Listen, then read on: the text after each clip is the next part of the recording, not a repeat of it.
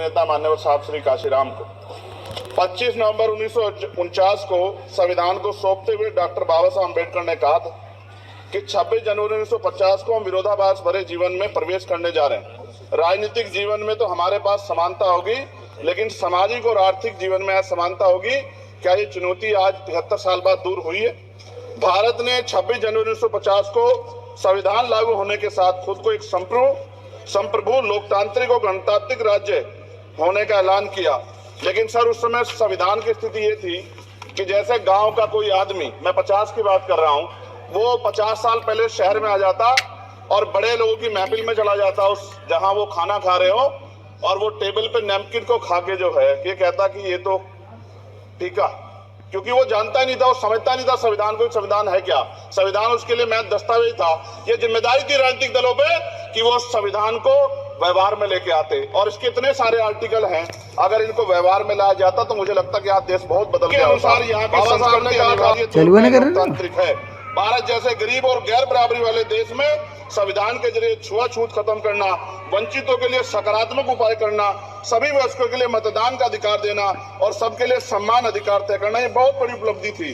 Sir, ये संविधान है कि आप वहां बैठे हैं और मैं यहाँ खड़ा होकर अपनी बात रख रहा हूँ, और इस देश में आदिवासी महिला के तौर पे जो है राष्ट्रपति बनी है, और प्राइम मिनिस्टर तो नहीं बना, लेकिन शेड्यूल कास्ट के बड़े नेताओं को भी राष्ट्रपति बनने का मौका मिला। इस संविधान की देन, अगर वोट हम पे नहीं होता तो शायद अमीर और जो राजा महाराजा खुद को मानते हैं हमारी गलियों तक नहीं आ पाते, हमारे हाल नहीं जान पाते।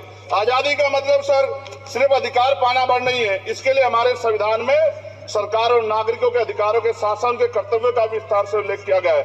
बाबा साहब ने संविधान सभा में दिए गए भाषण में कहा था कि स्वतंत्रता आनंद का विषय है, पर अब हमें अपनी जिम्मेदारियों पर भी ध्यान देना होगा। संविधान ने सुनिश्चित किया कि रानी के पेट से राजा जन्म नहीं लेगा, वोट से नेता तैयार होगा। आर्थिक बराबरी के लिए सरकार क्या कर रही है?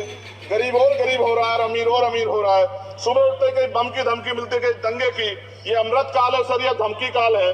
कितना बढ़ रहा है आर्टिकल 15 सर। भारत में आज भी घोड़ी चढ़ने बैठे होती है। सर, क्या दलितों को यहाँ भी बोलने का नहीं सर? अगर सबको 4 मिनट दे दो, ये भेदभाव नहीं चलेगा दलितों के साथ। Time is 4 minute. भाई सर, आप क्या करोगे? सबको 4 मिनट दिए तो आप मना करो, मैं बंद कर देता हूँ उसको। क्या दलितों सबसे आखिरी नंबर मेरे पास बोलने का मौका मिलेगा? क्या मजाक कर रहे हैं सर आप? No, all independent people are having only 4 minutes. You take. Sir, independent में अपनी पार्टी का मेंबर हूँ सर, और जीत के आया हूँ सर, किसी की दया में नहीं आया। Take 1 minute and finish. Sir, कल भी बोले तो एक दलीय पार्टी के लोग, आप मौका दो सर। मूछे रखने पर हत्या होती है, महिलाओं पे, छोटे मासूम बच्चों पर रेप हिंसा होती है। एनसीआरबी का डाटा देकर डर लगेगा। यह 1 किलोमीटर में संविधान को जला गया, और महाराष्ट्र के परभनी में अभी भी संविधान को नष्ट किया गया, उसकी कॉपी को। आर्टिकल 25-26 में संविधान में सभी को धार्मिक आजादी। कहाँ है दलितों की, मुसलमानों की, जैनों की, बौद्धों की, ईसाइयों की? छत्तीसगढ़ में सतनामी समाज को संविधान की अपनी धार्मिक आजादी के आधार पर जो है उनको अपमानित करके जेल में बंद कर दिया। संभल, अजमेर, अयोध्या सब इसका उदाहरण है। आज ये सरकार आलोचना डरती है। कितने लोग जेल में बंद है? मिरान हैदर, खालिद सैफी, उमर खालिद खान, सिफा खान, गुलफ्शा फातिमा और आजम खान साहब राजनीतिक विरोध में बंद है। सरकार यहाँ बैठी है, सरकार सामाजिक न्याय की बात करती है। पता है कितने दलित मुख्यमंत्री बना रखे हैं आपने? 13 ज्यादा सरकार स्टेट में सरकार है। कितनी महिला मुख्यमंत्री है? आपकी सरकार ने सुप्रीम